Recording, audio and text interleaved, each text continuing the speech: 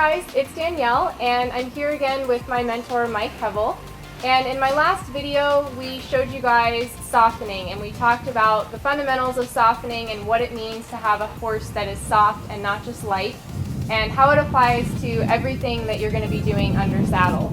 So now I'm actually going to have Mike step into the saddle on my 4-year-old filly Chobit, and he is going to do some demonstrations of things that you can do each time you ride to help soften your horse. These are really simple techniques that you can follow to achieve the softness that you're looking for, that can translate directly into anything you're going to do under saddle, whether it's trail riding or just pleasure riding around the arena, or even if you are competing.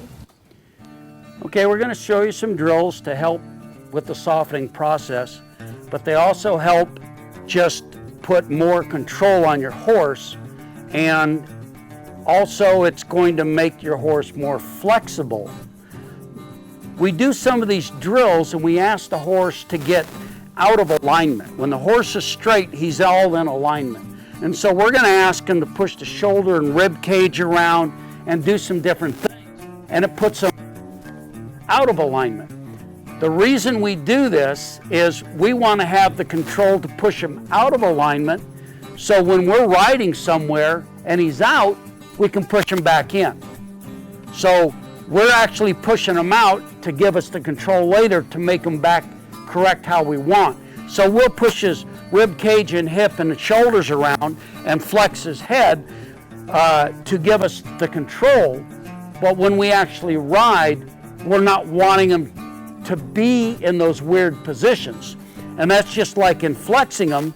We may ask a horse to flex his nose all the way around like this, but there's not an event in the world that asks you to pull the horse's nose all the way around to your toe. But it's an exercise we do to make them flexible and make them soft. And it's, again, a process, and process takes time, and you don't want to rush that process. We can ask the horse to try, and we can be repetitious and asking him to do it several times to help him remember it. But if we don't ask enough, we get stuck at one level.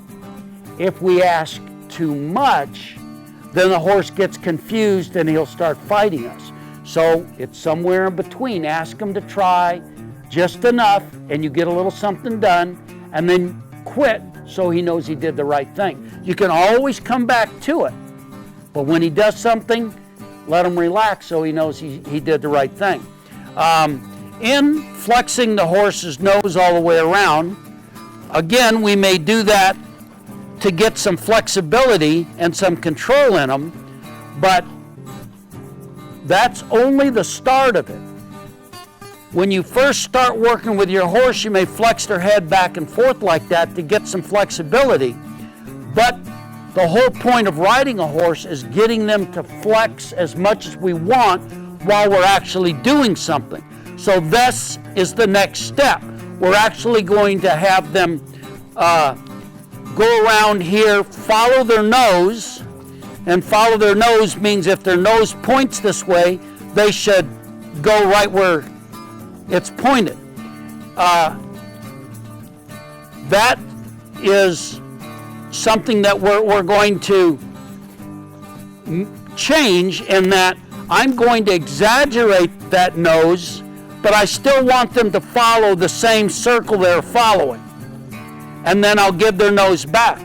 Now I'm getting that flexation and actually doing something.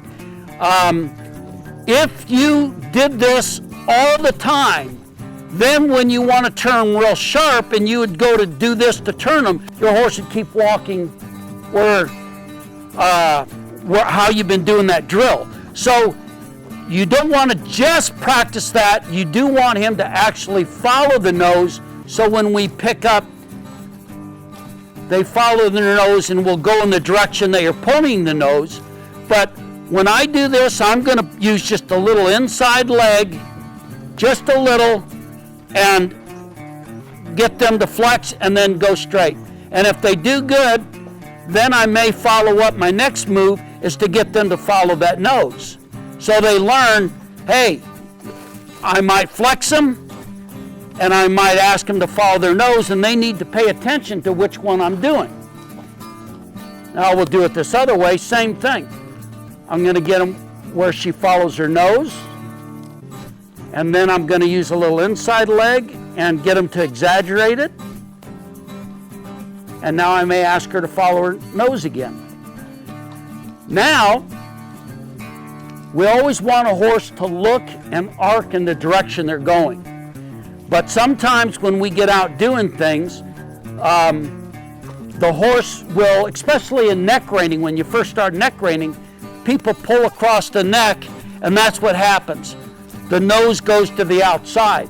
So when we start neck reining, we don't want to untrain them with what they already know, which is to follow their nose. So it's a process to teach them the neck training, which is a whole nother video. But I am also going to do that drill on them, where I am going to ask her to now stay in that same circle, but flex her head to the outside. So I've got one drill where we walk and she follows her nose. We got the second drill where she stays in that circle and she overflexes, and I'm using a little inside leg, and that's to keep her from turning in there. The leg is keeping that body pushed over. Then the next drill is to walk the same circle, use a little outside leg so they don't follow their nose and go out there, and do a counter arc and stay in that same circle, but put that arc to the outside. The next thing you'd want to do from there is you'd want to be able to do that at the trot. We're going to stick to the walk for just a second, because the next drill that I would do is I would walk this horse in a circle, and once I can do both those, I can flex her to the inside and I can flex her to the outside. Now I am going to, and what I'm doing is I'm keeping my direction, but I'm able to flex her each way. Now I'm going to change my direction without changing my flexation. So I'm going to keep her flexed to the right, but I'm going to go to the right and I'm going to go to the left and keep her flexed the same way.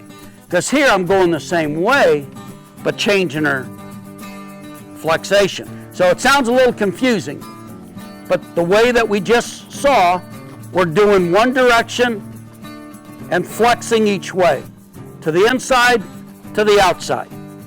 Now I'm going to change, I'm going to keep the direction I'm flexing, but I'm going to change the direction I'm actually walking and make her walk a circle the other way. And then I'm going to come back and go this way. There, I've kept my flexation the same, but just changed directions. And then, of course, I would do that each way. I would walk around and have her where she could give to the inside, she could give to the outside, and now I'm going to have her give to the inside, but now change direction. I'm using my leg to push her over there. And now I'm going to come back and go the way I started. Now, what that's doing is it's teaching me I can make her go exactly where I want and change my flexation and still keep where I'm going. Or I can keep her in a certain body position and change my direction where I'm traveling and not change her body position. So I've got complete control. I can make her go where I want, and I can make her go there in any position I want with her body. And in talking about softening, we want to teach the horse that when we flex them, they give in and they give real soft, But also when we stop them, we'd like them to stop by giving their nose. I would like her to give her nose and back up off it. Everything there is softening and giving in. And that is something I don't want to sacrifice as I step it up. As I go faster and I go into the trot, and then eventually at a higher level, the lope, she will have find places where it's just harder for her. And it's more difficult. I've got to be more patient and give her time to learn it. Just like me learning to do some athletic feat, and we go to a higher level, it becomes much harder for me because I may be limited in my athletic ability. So it's going to take me time to learn it. So here we'll go ahead and trot her around here and get her following her nose. I'll flex her to the inside leg. And now I'm going to flex her to the outside, use my outside leg.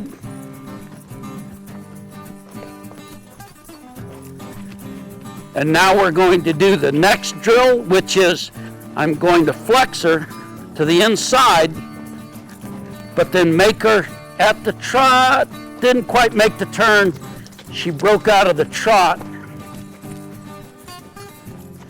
But see, that's something I can, if I had more room, I could have made it. But it's just something that I can work on. Now I kept her flexed the same way and came back this way.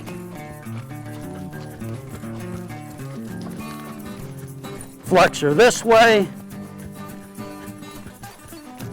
And now I'm going to keep her flexed this way, but now try and change directions. Change my direction here. She did a little better that way.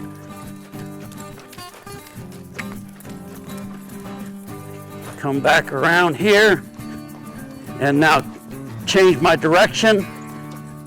She went through that pretty good. She had a couple little stiff spots, but she's a young horse, and you can't expect perfection. You have to work towards perfection. And we all kid around with each other about, being perfect, and we'll call somebody perfect. And the thing is everybody can make an improvement. Every horse trainer, every politician, everybody can make an improvement in themselves. And so when a horse is absolutely perfectly finished, you can always make an improvement in them. So there's always things you want to keep doing and keep working on the horse, and there's always a progression of how good they are. Even when they start off, they're down here and now they're up at this level, it could be when you come out, there's a certain amount of warming up before you actually hit that level. So even though the horse was riding at this level yesterday, when you come out today, you may start down here and go through a bunch of warm-ups till they eventually get up to this level again. And what our goal is to keep trying to up that level and make them a little better, to make them as good as they can be. But a lot of times when we come out, people expect them to be exactly how they were yesterday. And it takes warm-up. It takes preparation to get them there. So you want to be patient and let them have the proper warm-up and work out any stiff spots are there and eventually get there.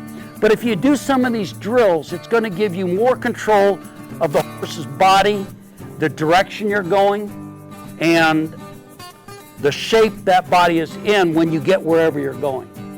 So work on some of those drills and it should help soften the body and give you some control that you didn't have before.